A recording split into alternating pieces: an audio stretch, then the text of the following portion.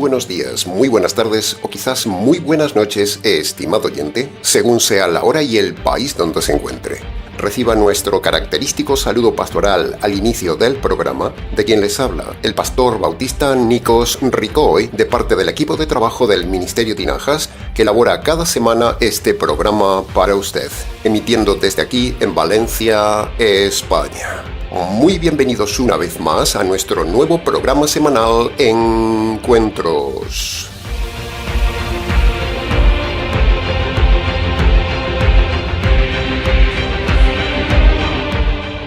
Estamos ya, estimado oyente, en el programa número 23 de la serie de la primera carta de Pedro.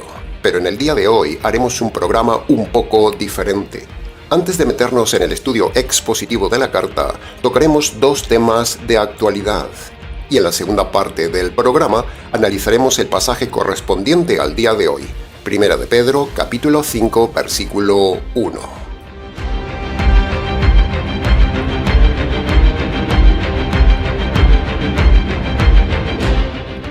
En estos últimos programas, si usted es seguidor del canal, habrá notado que, junto con el análisis expositivo de la carta de Pedro, venimos dando también nuestra opinión de la actualidad, específicamente en dos temas.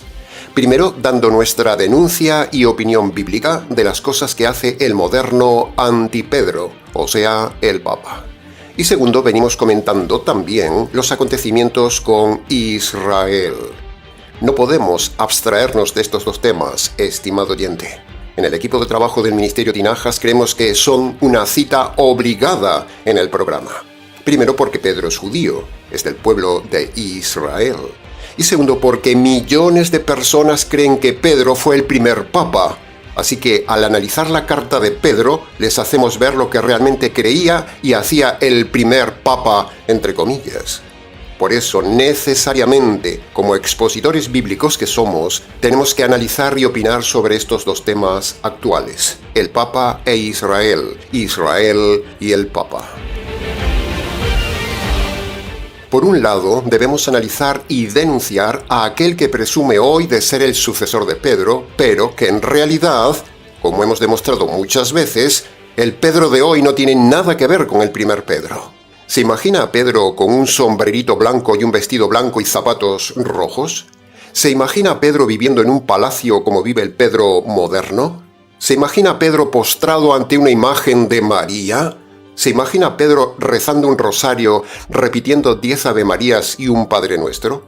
¿Se imagina la reprensión que recibiría Pedro de parte de Pablo si Pedro hiciera unas misas en un templo cuando Pablo dijo que Dios no quiere templos hechos por manos de hombres?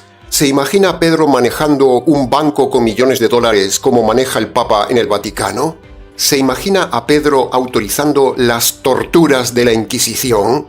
¿Se imagina a Pedro hablando de política, guerras y cobrando impuestos? ¿Ve usted algún mensaje político en las cartas de Pedro? ¿Ve usted a Pedro metido en política y recibiendo en su palacio a dignatarios, ateos, cantantes y líderes de otras religiones del mundo sin compartirles el Evangelio? ¿Se lo imagina? Pues todo esto y mucho más lo hace este anti-Pedro. Por eso hemos decidido empezar esta serie de Pedro coincidiendo con el inicio de este Papa anti-Pedro para comparar entre un Pedro bíblico y un Pedro humano, entre un Pedro y un anti-Pedro. Para que la gente reflexione, para que la gente abra los ojos y para que la gente vaya a la Biblia a comparar. Y por otro lado, está también la latente situación de la tierra de Israel. En el Ministerio Tinajas, todos los miembros del ministerio, todos estamos totalmente a favor de Israel. Nadie puede pertenecer al Ministerio Tinajas si está en contra de Israel. Israel es el pueblo de Dios y Palestina es la tierra de Dios. No hay ni un solo miembro del Ministerio Tinajas, desde Canadá hasta el sur de Chile, que no esté a favor total de Israel y a la vez en contra de los intrusos palestinos. Cuando leemos Génesis capítulo 21, versículo 21, ahí se menciona que Ismael, el padre de los árabes, el hijo de Abraham, fue a habitar al desierto de Parán. Génesis capítulo 25, versículos 17 y 18, el texto describe que Ismael y sus descendientes habitaron en Javila hasta Shur, o sea, frente a Egipto, camino a Siria, en la tierra actual de Arabia. Investigue y documéntese sobre esto y verá que es así. Así que uniendo estos dos pasajes de Génesis tenemos que Dios mandó a Ismael, el padre de los árabes y de los palestinos, le mandó ir a vivir en Parán, en Javila y en Shur, y eso es muy lejos de Gaza.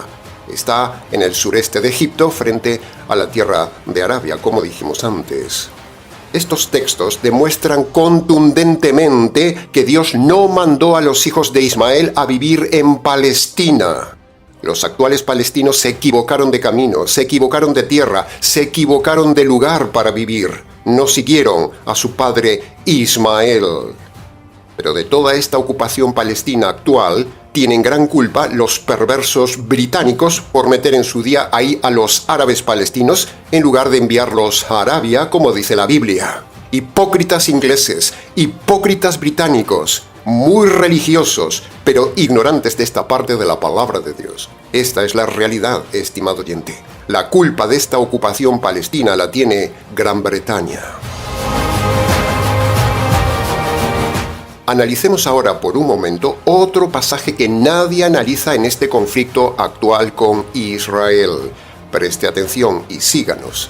Este argumento que le vamos a dar no se lo hemos copiado a nadie. Nosotros leemos y estudiamos la Biblia con cuidado como bereanos. Nosotros no le copiamos los argumentos a nadie. Nos copian a nosotros, pero nosotros no copiamos, nosotros estudiamos.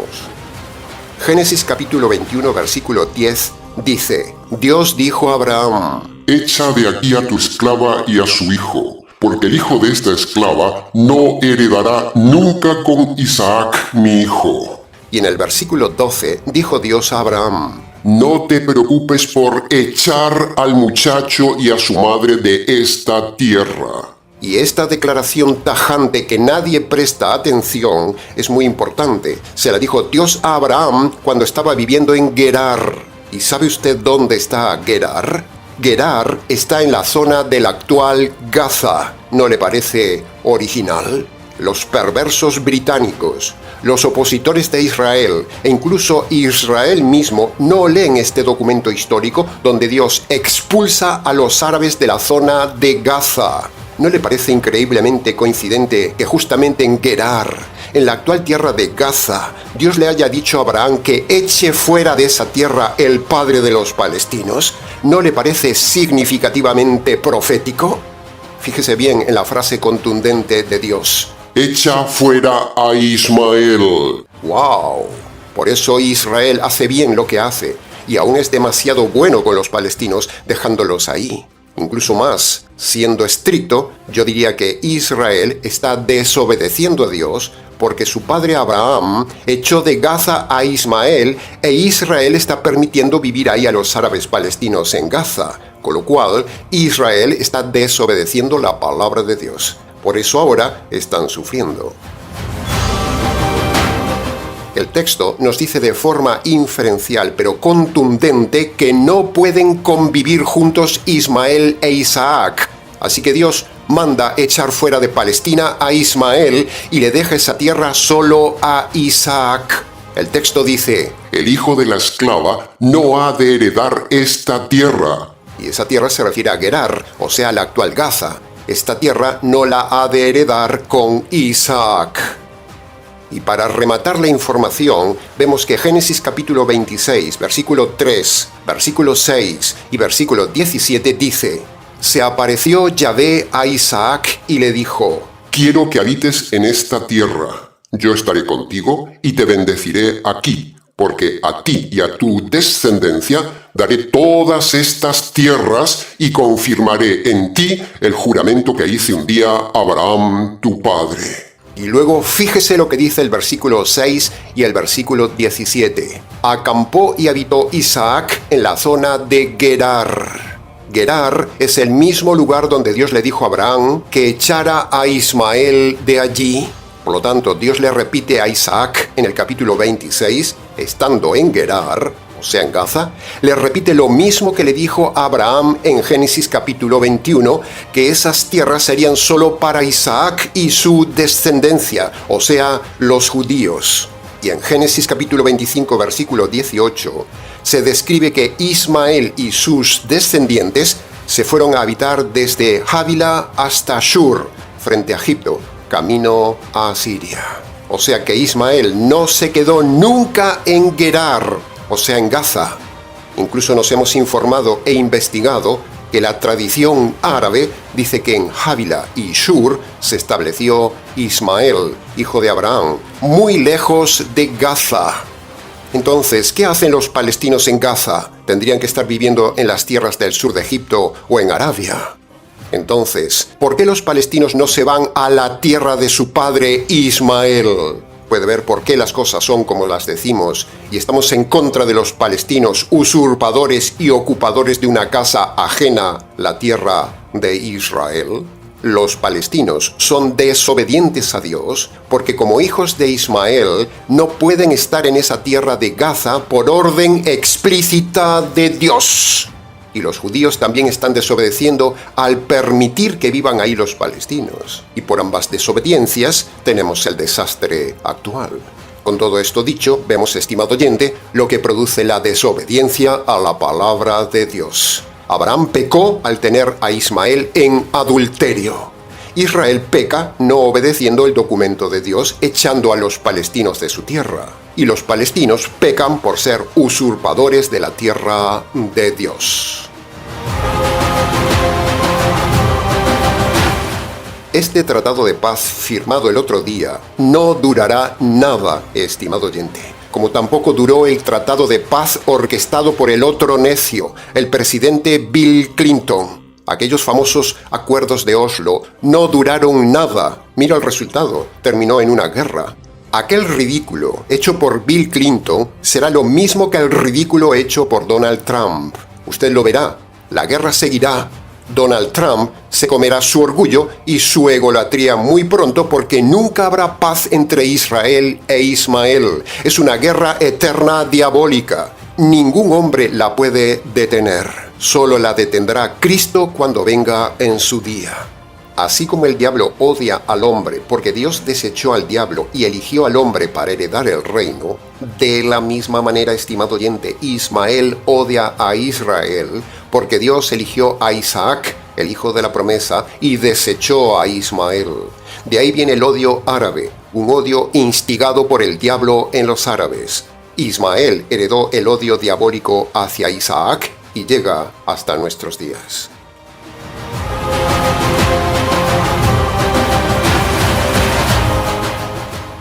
Desde 1949 ha habido al menos 17 intentos de paz que se rompieron siempre por atentados, muertes, ataques, incursiones e incumplimiento de lo prometido por parte de los palestinos. Entonces, con este historial, ¿cree usted que el soberbio rey Donald Trump va a lograr que jamás no rompa nuevamente este tratado? ¿Usted lo cree? Nosotros no. Hay que ser muy ingenuo para creer que todo esto se va a acabar. Nosotros no lo creemos. Es más, el día que se rompa la paz, lo diremos en el canal y recordaremos lo profetizado hoy en este programa. No sean ilusos, estimados oyentes, de esta paz no saldrá nada, solo vanidad para Estados Unidos, pero pronto se romperá la paz. Este reciente tratado de paz y de alto el fuego no funcionará nunca. Usted verá dentro de poco tiempo que nuevamente en la televisión habrá muertes, ataques, incursiones y continuará la guerra por parte de los palestinos contra Israel. Escuche ahora lo siguiente que voy a decir. El grupo terrorista Hamas fue fundado con un juramento y un lema. Su existencia, su creación fue para hacer eliminar a Israel. Así que si Hamas aún no fue eliminada, hay que ser muy ingenuo para creerse que este tratado de paz funcionará. Nunca funcionará, porque el grupo Hamas aún está vivo y activo. No ha destruido a Israel como es el deseo de ellos. Así que Hamas nunca podrá ir contra su juramento, destruir Israel. Si Hamás dejara ahora de lado su juramento de no destruir a Israel, sería el hazmerreír de los suyos y los árabes se burlarían de Hamás. Así que por orgullo simplemente se mantendrán quietos por un tiempo, pero luego Hamás volverá al ataque. Ellos aman la muerte. Para ellos la muerte es gloria. Así que acuérdese de lo que le digo en esta profecía. Este tratado no perdurará. El 10 de diciembre de 1987 se funda Hamás, el grupo terrorista creado solamente para destruir Israel. Y en los artículos básicos de la carta fundacional de Hamás que usted puede encontrar en internet, dice así. Artículo 1. Ahí se habla del rechazo absoluto a la existencia de Israel. Dice el texto, la lucha contra los sionistas es muy grande y muy grave. No hay solución para la cuestión palestina, excepto a través de la yihad armada y la destrucción total de Israel. Así que Hamás rechaza cualquier acuerdo político que implique la existencia del Estado de Israel. Por eso Hamás no cumplirá este tratado de paz. Hamás se saltará en cualquier momento este acuerdo de paz. Artículo 2. Se llama al grupo a la desaparición total de Israel y se pide la creación de un Estado islámico en toda Palestina. Renunciar a cualquier parte de Palestina se considera una traición al Islam. Imagínese qué palabras. Así que ¿cree usted que con estos artículos de la Constitución de Hamás los terroristas se van a quedar con los brazos cruzados? Artículo número 3. La Carta de Hamás declara que cuando el enemigo pisotea territorio musulmán, hay que emprender la yihad, es decir, la guerra santa. Y ellos creen que Palestina es territorio musulmán. Artículo número 4. El artículo número 4 incluye una cita del profeta Mahoma que dice: la hora del juicio no llegará hasta que los musulmanes luchen contra los judíos y los maten. Menudo pasaje. Y el artículo 5 de la Constitución de Hamás dice: Hamás se opone a cualquier tipo de negociación con Israel y considera que la lucha armada es la única vía legítima para liberar Palestina y derrotar a Israel. ¡Wow! ¿Se da cuenta que esta farsa diseñada por Donald Trump no valdrá para nada? Con estos artículos bajo juramento, estos asesinos, ¿usted cree que los de Hamás van a respetar este tratado de paz? No, señores, no lo van a respetar y dentro de un tiempo, acuérdese de esta profecía bíblica, los terroristas, amparados por los cómplices palestinos, volverán a la guerra. Todo este tratado de paz es aire, como fue el caso del tonto presidente Clinton en 1993. Clinton hizo mucho espectáculo, mucho tratado, pero al fin jamás se rió de Clinton, rompió el tratado de paz y miren que acabó todo aquel espectáculo del inepto Bill Clinton en la presente guerra. Jamás se burló del presidente de los Estados Unidos y jamás se volverá a burlar de este presidente de los Estados Unidos. No se puede hacer tratados de paz con asesinos, con terroristas, con genocidas, con la muerte. Hay que eliminarlos a todos como haría Moisés y hay que expulsarlos a todos los palestinos de esa tierra de Israel como lo haría Josué y como mandó a hacerlo Dios.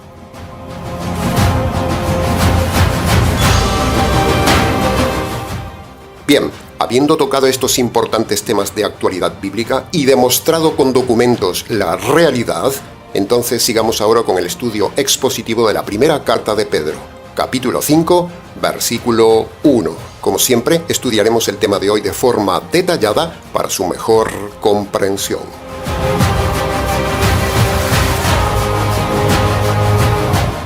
Entremos entonces en el análisis, comentario y enseñanzas del versículo 1, que dice así: A los ancianos que están entre ustedes, yo también anciano y testigo de los padecimientos de Cristo, soy participante de la gloria que será revelada.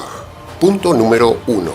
El concepto de anciano en el Nuevo Testamento está relacionado con la sabiduría de un líder o de un pastor. Lo de anciano no se refiere a la edad ni a las canas, se refiere a la capacidad de dar consejo correcto y bíblico. No siempre una persona anciana de edad es sabia. Al contrario, hay muchos ancianos que llegaron al fin de sus días llenos de desgracias precisamente por no haber sido sabios en su vida. Incluso un joven puede ser más sabio que una persona de edad si estudia la sabiduría bíblica. De hecho, en el Ministerio Tinajas trabajamos intensamente para que nuestros niños y nuestros jóvenes crezcan en sabiduría bíblica para que les vaya bien en la vida y puedan ayudar a otros. Entonces, pastor, ¿qué es la sabiduría? Bueno, la verdadera sabiduría, no la sabiduría del mundo. La sabiduría bíblica es la suma de toda la doctrina correcta bíblica más los principios éticos y morales bíblicos. Se lo repito, la sabiduría bíblica es la suma de toda la doctrina correcta bíblica más los principios éticos y morales bíblicos. Si una persona conoce perfectamente toda la doctrina bíblica y conoce los principios bíblicos y éticos de la palabra de Dios y los maneja con soltura y armonía, esa persona, ese niño, ese joven será más sabio que una persona de edad. La edad no implica necesariamente sabiduría. Hay mucho bravucón que se las da de consejero por ahí en las iglesias. Se las da de guía, de que Dios le habla, pero solo aplican la filosofía motivacional, la herejía doctrinal, la psicología secular o incluso mezclan la santería y la religión para dar orientación a la gente. Pero eso es porquería humana, no sabiduría bíblica. La filosofía, la psicología, la santería, la consejería de las iglesias y la religión no valen para nada, no son sabiduría de Dios.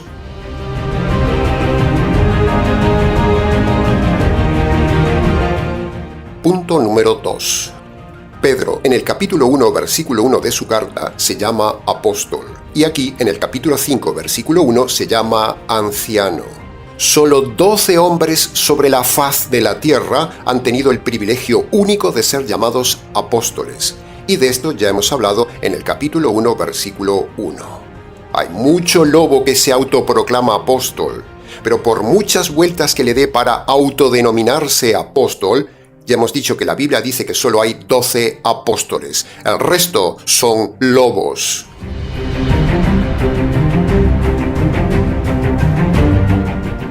Punto número 3. Pedro habla otra vez de los padecimientos de Cristo. Si usted es seguidor del programa, recordará que hemos hablado muy intensamente de este tema cuando estudiamos 1 de Pedro capítulo 4 versículo 13. Si usted nos escucha por primera vez, le remitimos a ese programa para que usted comprenda correctamente que Cristo nunca sufrió físicamente en su cuerpo, ni tampoco Cristo fue nunca al baño. Jesucristo era perfecto, por lo tanto nunca tuvo el dolor físico, ni nunca tuvo la maldición de ir al baño. Nada de esto lo vivió el Señor. Para preguntas del tema, escríbanos.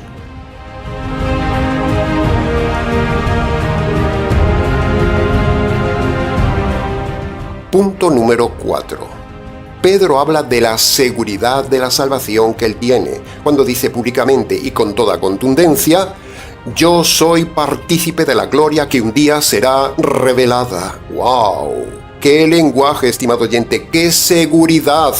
Pedro no era un hombre muy instruido ni muy estudioso, pero sí estaba seguro de su salvación porque en su día, como judío, obedeció los 2 requisitos universales para la salvación de un judío. ¿Y cuáles son esos 2 requisitos para un judío? Primero, Pedro creyó que Jesús era el Mesías, él mismo lo dijo. Y segundo, Pedro puso sus pecados a los pies del Mesías. Pero resulta que usted, estimado oyente, no es judío. Por lo tanto, Dios y la Biblia dicen que para tener seguridad completa de su salvación, usted como gentil debe obedecer 2 requisitos dados por el Mesías en Marcos capítulo 1, versículo 15, a los gentiles. Y eso le dará seguridad de salvación. La salvación no se pierde, como dicen los necios pentecostales, estimado oyente. El invento de la doctrina de la pérdida de la salvación es por causa de que tienen un evangelio falso. Como el evangelio que se predica hoy, eso de pase al frente, levante la mano, acepte a Jesús en su corazón y toda esa mentira americana, ese evangelio no cambia a la gente, entonces el predicador, en lugar de reflexionar, ser sincero y reconocer que su evangelio no es correcto, prefiere echarle la culpa a la persona diciéndole que no tenía fe el día que levantó la mano y aceptó a Jesús en el corazón. Por eso le dicen que perdió la salvación y ahora debe volver a aceptar a Cristo en el corazón el próximo domingo y volver a pasar al frente y hacer nuevamente el ridículo delante de la gente y la gente ponerse a orar para que vuelva a los caminos de Dios. El invento de la pérdida de la salvación es por causa de una doctrina equivocada y un evangelio falso. No existe en la Biblia la doctrina de la pérdida de la salvación. En cambio, cuando una persona ve la maravilla del evangelio jurídico y realmente obedece los dos requisitos de Marcos capítulo 1 versículo 15, esa persona tiene poder para dejar sus pecados y cuando se agarra de esa justicia trabajará desde dentro de la persona y le hará vivir una vida de justicia y le dará seguridad. Pero si una persona nos cuenta el cuento de que obedeció Marcos 1:15, pero sigue igual en sus pecados, es que esa justicia nunca entró en su vida y aún sigue perdido. Por eso, estimado oyente, esa justicia diseñada en el consejo eterno, que un día cayó sobre el Señor Jesús, esa justicia tomada por la fe por usted, limpiará sus injusticias, le hará vivir una vida de justicia, le hará soportar las injusticias y le dará la esperanza de un mundo futuro de justicia. ¿No le parece maravilloso? Este es el verdadero evangelio, centrado en la justicia de la cruz. La salvación no se pierde, estimado oyente. El que se pierde es usted si no aprovecha esta oportunidad hoy de recibir el verdadero evangelio jurídico que le salva. Para preguntas del tema, escríbanos.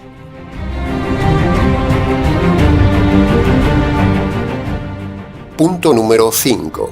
El pasaje se refiere también a la esperanza futura de la venida de Cristo y de un mundo maravilloso cuando Él sea revelado en su gloria. Pero ya hemos dicho hasta el cansancio en este canal que Cristo aún no viene ya, porque Dios está ahora en el tiempo de prolongar su paciencia sobre los gentiles para que conozcan el Evangelio de Cristo. Cristo no vendrá aún ni en muchísimas décadas, porque estamos en el tiempo de la difusión del Evangelio. Por lo tanto, no le crea a estos falsos pastores que le dicen que Cristo viene ya. ¡Cristo no viene ya! Las sectas llevan más de 100 años diciendo que Cristo viene y no vino. Esa es una bofetada para ellos. ¿No le parece que algo no encaja cuando insisten que Cristo viene y no vino? ¿No es una vergüenza profetizar algo y que luego no se cumpla? ¿No le parece absurdo que su iglesia falle en esto y usted siga estando aún en esa iglesia que le ha mentido? Así es la gente, necia, vulgar. Y los líderes lo saben, por eso son unos vividores y unos farsantes aprovechándose de los borregos. Señoras y señores, ni Cristo viene hoy ni vendrá mañana ni en docenas de años. Estamos en el tiempo de la preciosa paciencia de Dios, así que aproveche la paciencia de Dios para convertirse al Señor por medio de la obediencia de Marcos capítulo 1 versículo 15. Punto.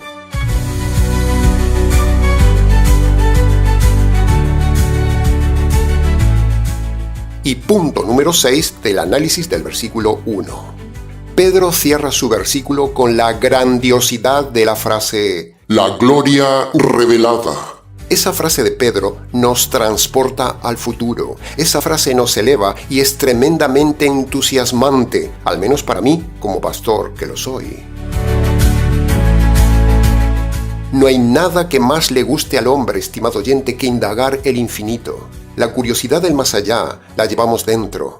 El gusto y la satisfacción del misterio nos atrapa. La saciedad de los ojos y la satisfacción de la mente nunca acaba. Y todo eso será un día posible viajando por esos mundos del reino que varias veces hemos descrito en el canal y que con cada nueva descripción que hacemos del más allá deja corta la descripción anterior y nos entusiasma más para hacer una nueva descripción, a pesar de la limitación de la mente, de la imaginación, de las palabras. Sin embargo, lo intentamos, aunque hablemos limitadamente de todo lo futuro, que no se parece en nada a lo material de este mundo presente.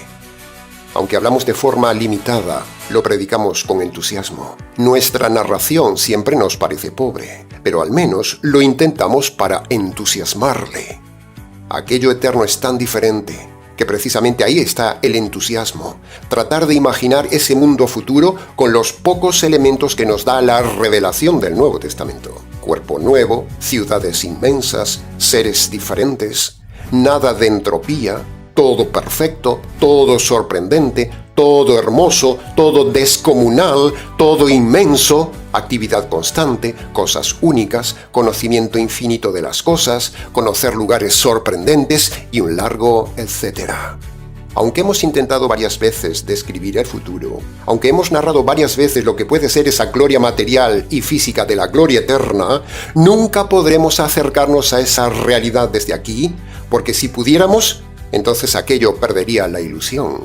Pero sin embargo, nos gusta intentar describir el reino con los pocos elementos que nos da la palabra de Dios. Disfrutamos tratando de describirle a usted ese mundo futuro como si le estuviéramos narrando desde allí lo que vemos por el agujero de una cerradura medieval.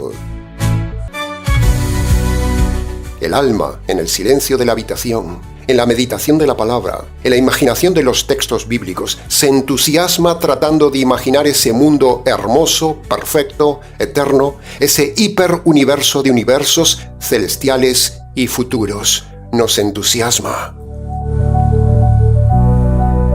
Desde el punto cero del trono de la gracia, un día se dará la orden para que el universo se despliegue ante la revelación de Cristo. No será un simple amanecer esa revelación del Señor, no. Será algo único, será esplendoroso. Incluso su luz será 1000 veces mayor que la gloria del sol. Pero esa luz de gloria no estropeará la retina nuestra, sino que con la nueva retina podremos disfrutar de una cascada de luz pura que emana de Él. Una luz que redefinirá la existencia misma de lo que se ve en todo alrededor. Nuestro ser vibra con la frase de Pedro, estimado oyente, y nosotros queremos activar esa vibración en su alma, metiéndonos en la frase y activando en usted, en su oído, lo que un día podrá ver con su retina si se ha convertido por medio del Evangelio. Nosotros estamos preparados para estar un día en la gloria revelada, pero a la vez preparamos a la gente para entrar en esa gloria que un día será revelada.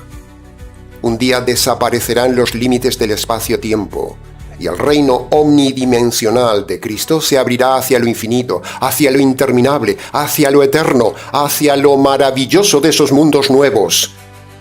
Lo que más nos impactará evidentemente será lo que verán nuestros ojos, como dice Pedro, y también como dice Juan en Apocalipsis. Pero los ojos que vean un día esas cosas increíbles y maravillosas del mundo futuro, producirán también dentro nuestro un gozo de emociones inexplicables.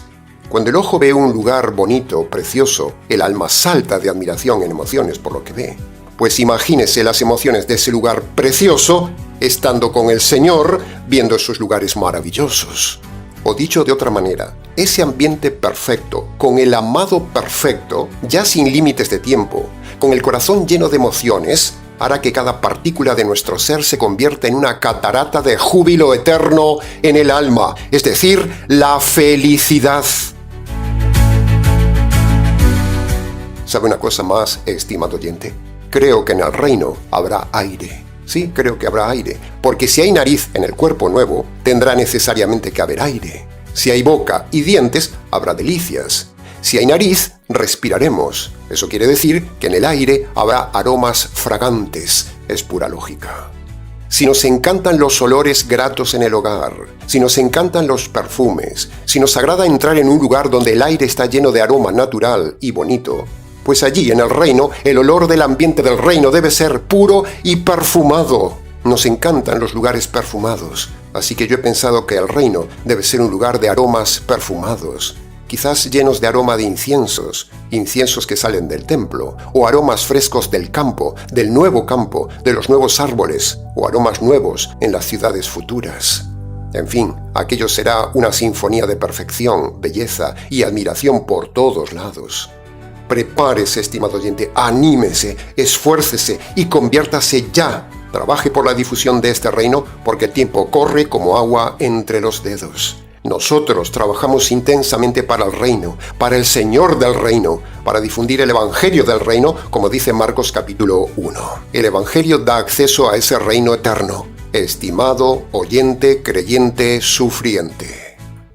Pedro dice que un día la gloria inimaginable será revelada. Tiene que ser fascinante ese mundo. Y de hecho lo es. El mismo Señor lo repite 2 veces, una en cada testamento. Dice: Lo que ojo humano nunca vio, lo que oído nunca oyó, ni mente humana jamás imaginó, es lo que yo tengo preparado en el reino para aquellos que me aman.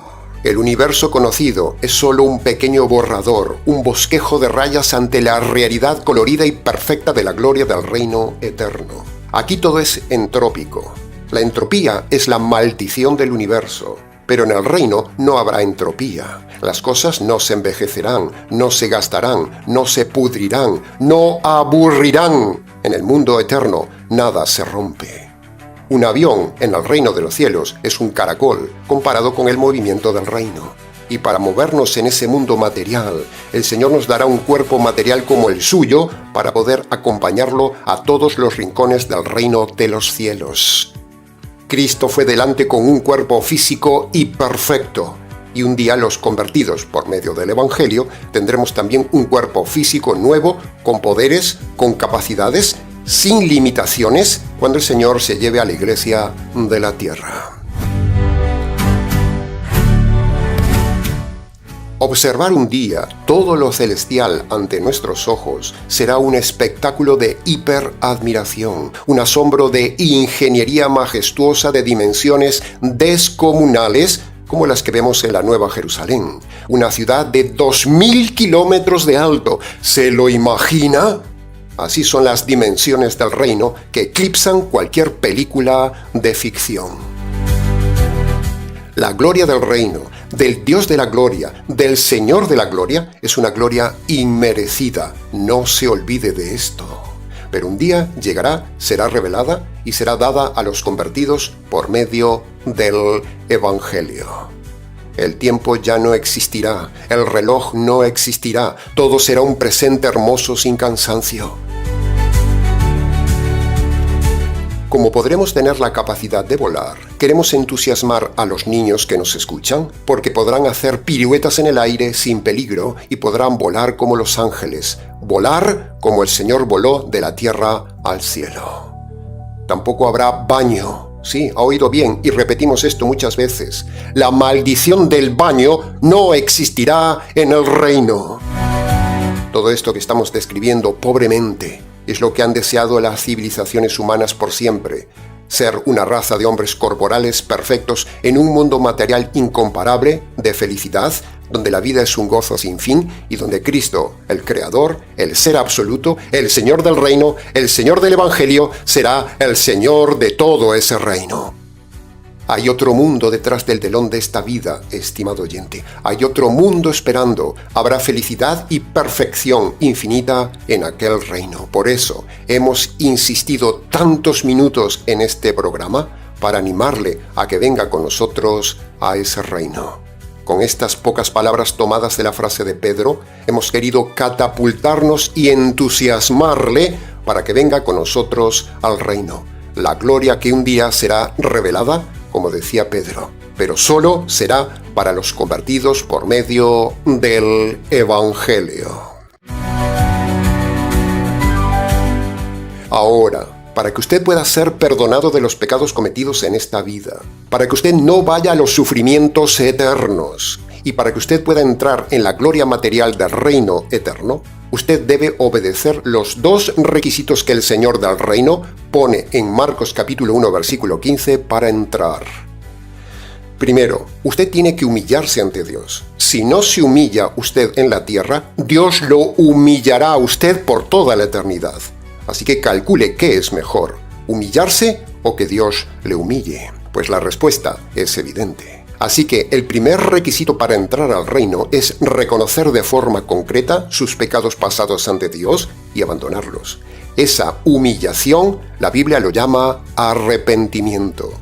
Segundo, usted tiene que honrar a Dios entendiendo la obra de la cruz. Si usted no entiende la obra jurídica de la cruz, usted no la tomará para sí y por lo tanto se perderá en el fuego eterno. Así que le recomendamos, estimado oyente, que practique H más H, humillación y honra. Humillación por medio del arrepentimiento y honra por medio de creer el Evangelio del Señor. La justicia de sus pecados caída sobre el Señor Jesús. Amén. Aleluya.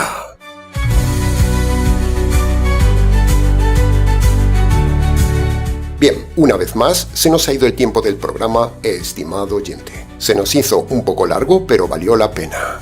Mucho más se pudo haber dicho de cada tema, pero creemos que con lo dicho ha sido suficiente para su enseñanza y su reflexión. Si tiene preguntas de algún tema, escríbanos. ministeriotinajas@gmx.es. Nada más por hoy, estimado oyente. Les ha compartido la verdad, solo la verdad y nada más que la intensa verdad bíblica de lo que hemos estudiado. Quien les habla, el pastor y expositor bíblico Nikos Ricoy, emitiendo desde aquí en Valencia, España. Será entonces con el gusto de siempre, hasta el próximo mensaje, aquí en nuestro habitual programa semanal Encuentros.